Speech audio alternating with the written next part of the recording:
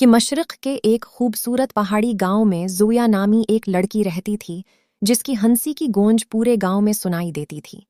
ایک دن گاؤں کے میلے میں اس کی ملاقات شہر سے آئے ہوئے ایک خوش شکل نوجوان سے ہوئی جس کا انداز گفتگو بہت دلکش تھا۔ اس نے زویا سے ملتے ہی ایسی میٹھی باتیں کیں کہ معصوم زویا اس کے سحر میں کھو گئی۔ وہ روزانہ میلے کے پیچھے بہتے جھرنے کے پاس ملنے لگے جہاں وہ گھنٹوں زویا کو شہر کی رنگین زندگی کے قصے سناتا۔ وہ اسے کہتا کہ تمہاری آنکھیں ستاروں جیسی ہیں اور تمہاری جگہ ان کچے گھروں میں نہیں بلکہ بڑے محلوں میں ہے۔ ان ملاقاتوں میں وہ زویا کے ہاتھ تھام کر ایسے وعدے کرتا کہ جیسے وہ اس کی خاطر پوری دنیا بدل دے گا۔ زویا ان خوابوں کی دنیا میں اس قدر ڈوب گئی کہ اسے اپنی سادہ زندگی پھیکی لگنے لگی اور اسے یقین ہو گیا کہ یہی وہ شخص ہے جو اسے خوشیوں کی انتہا تک لے جائے گا۔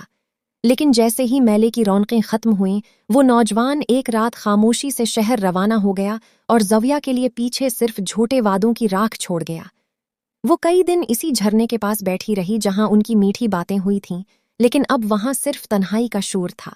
اس بے وفائی نے زویا کا دل اس طرح توڑا کہ اسے ہر خوبصورت بات ایک فریب لگنے لگی۔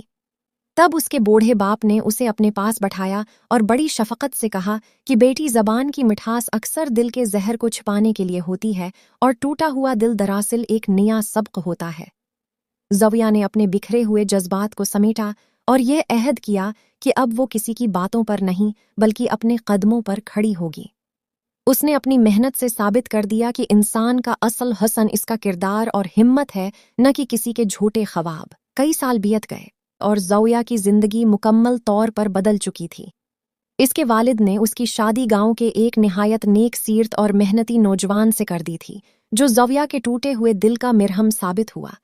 وہ زویا کی بہت عزت کرتا اور اسے دنیا کی ہر خوشی دینے کی کوشش کرتا۔ زویا بھی اب ماضی کو بھلا کر اپنی چھوٹی سی خوبصورت دنیا میں بہت خوش اور مطمئن تھی۔